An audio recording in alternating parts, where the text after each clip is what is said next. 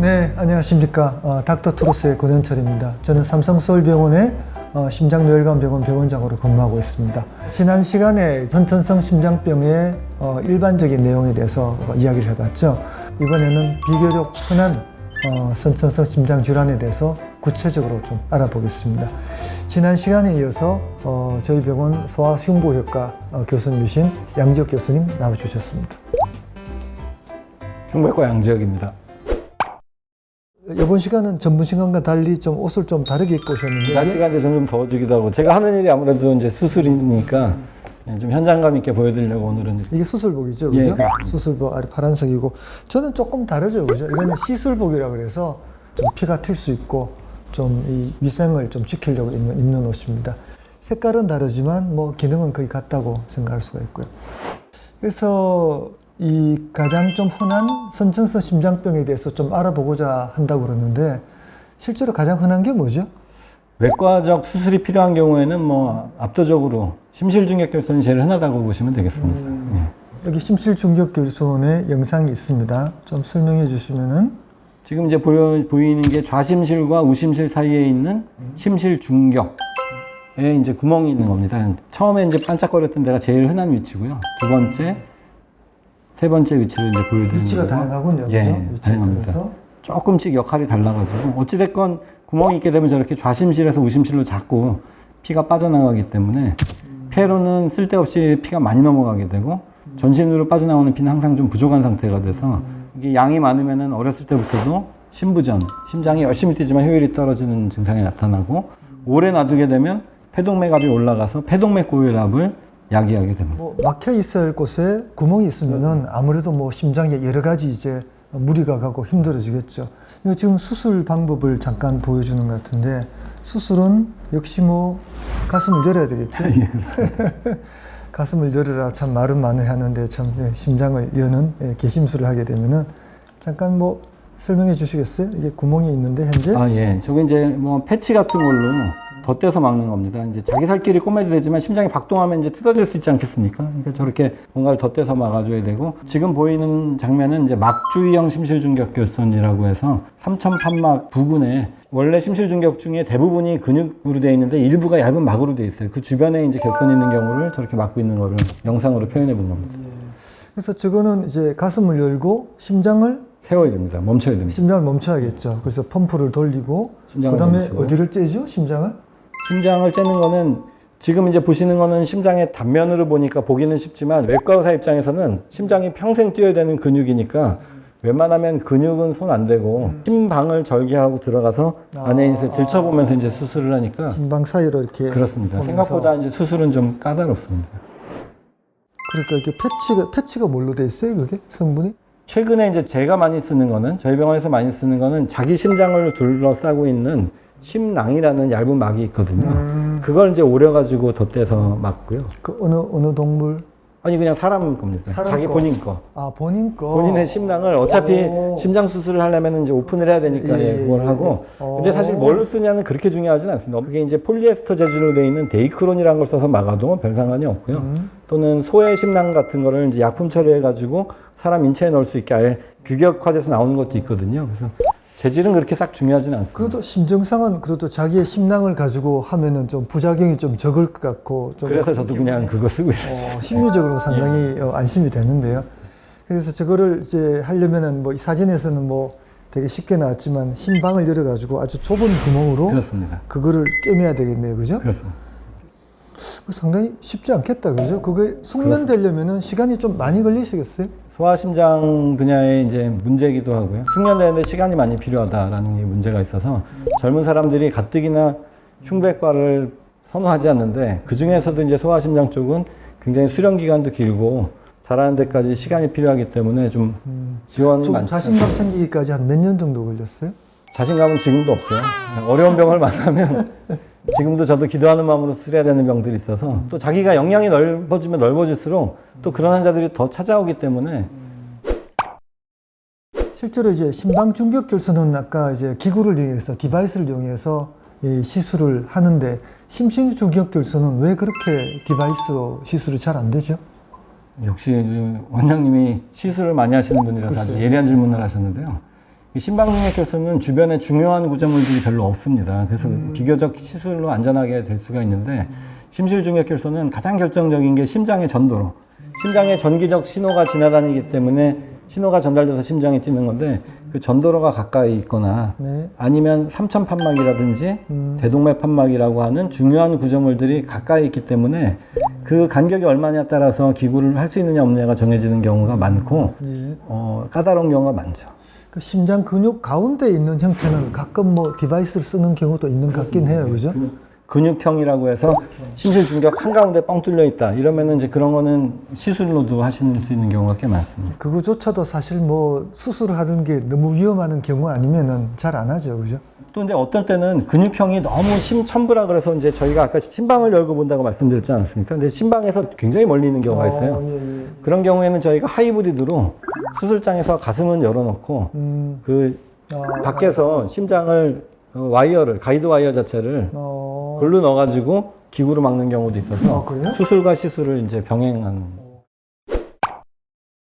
심실중격결손이 단독으로 있으면은 그걸 이제 수술을 딱 하고 깨끗하게 놨고 수술하고 나면은 뭐 더 주의할 건 별로 없는 거죠, 그냥 관치가 되는 거니까. 예. 대부분은 수술 성적도 요새 좋고 어떤 통계에 의하면은 이제 그렇게 된 애들을 한 30년 정도 경과 관찰을 했더니 99%는 다시 손대는 일이 없었고 한 1% 정도에서는 손대는 일이 있더라. 뭐 여러 가지 이유가 있습니다. 대부분 이제 판막 관련된 이슈인데요.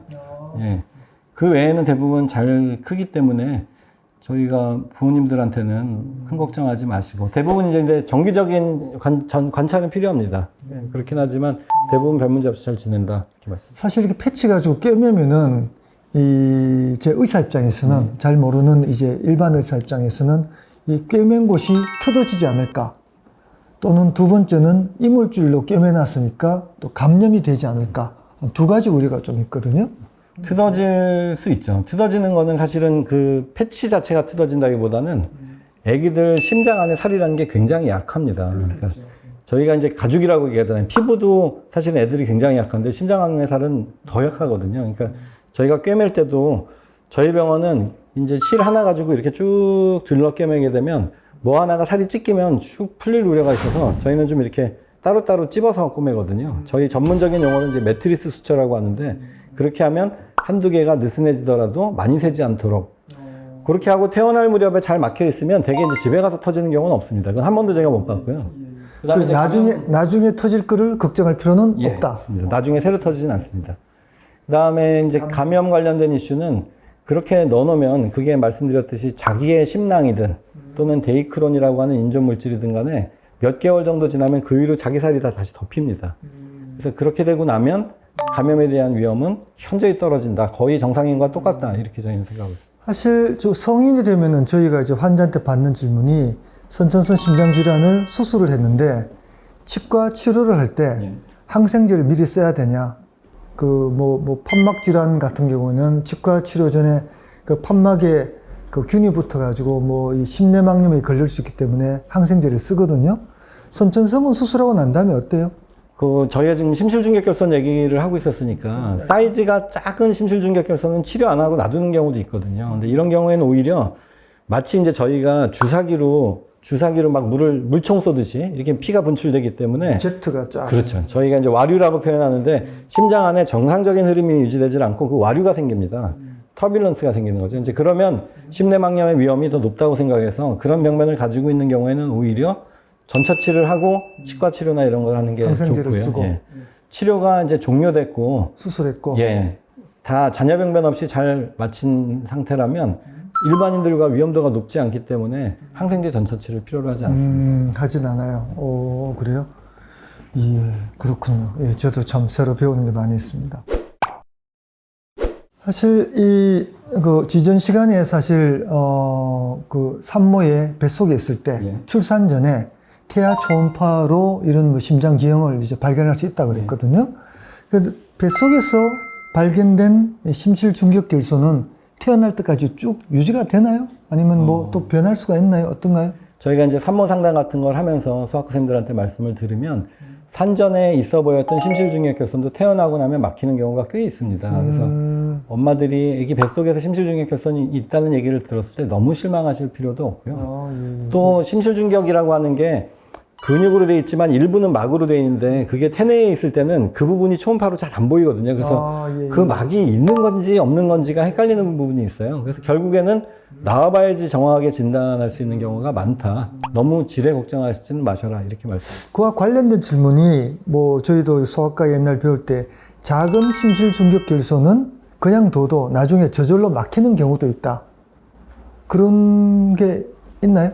실제로 있습니다. 작은 거는 이제 막히는 경우가 있는데 제 경험에 따르면 한 돌까지 기다려봐서 막히는 거는 막히는데 돌 넘어서까지 안 막히는 거는 결국은 안 막히더라고요. 그 이유가 다 있는 겁니다. 이제 제가 어머님들한테 설명드릴 때는 창문이 크게 뚫려 있는데 거기 이제 커튼 같은 게 이렇게 가려져 있는 거예요. 그래서 많이 가려져 있어 보이면 그 커튼이 조금 더 씌워지면서 거의 없어지는 경우는 있지만 기본적으로 창문이 크게 뚫려 있는 경우에는 완전히 막히지는 않더라. 그래서 새는 양이 얼마냐가 관건인데 새는 양이 어느 정도 이상 돼서 심장에 부담을 준다라는 게 초음파에서 확인이 되면 애가 뚜렷한 증상이 없더라도 수술을 하는 거를 저희가 추천드립니다. 왜냐하면 아기는 태어났을 때부터 그 병을 쭉 가지고 있었기 때문에 갑자기 생긴 구멍이 아니거든요. 그래서 증상을 물어보면 뚜렷하지 않은 경우도 있어요. 근데 실제로 초음파를 보면 좌심실이 확장되어 있다거나 늘어나 있어서 심장에 부담을 주고 있다라고 확인이 되면 그럴 때는 저희가 수술을 권하죠. 전형적으로 심실중격결손은 적어도 한 살은 지나서 수술을 많이 하겠네요, 그죠? 그렇지는 않습니다. 큰 구멍인 경우가 이제 태어나자마자 큰 구멍은 대개 한 4주, 8주 이렇게 이제 아기 태어나서 한 달, 두 달 정도 되면 점점 신부전 증세가 심해지기 때문에 저희 병원 통계를 보면 저희가 수술하는 환자들의 절반 정도, 절반 조금 이상이 돌전 애들이고요. 그 중에 반, 다시 말해서 전체 수술 환자 중에 4분의 1 정도는 신생아입니다.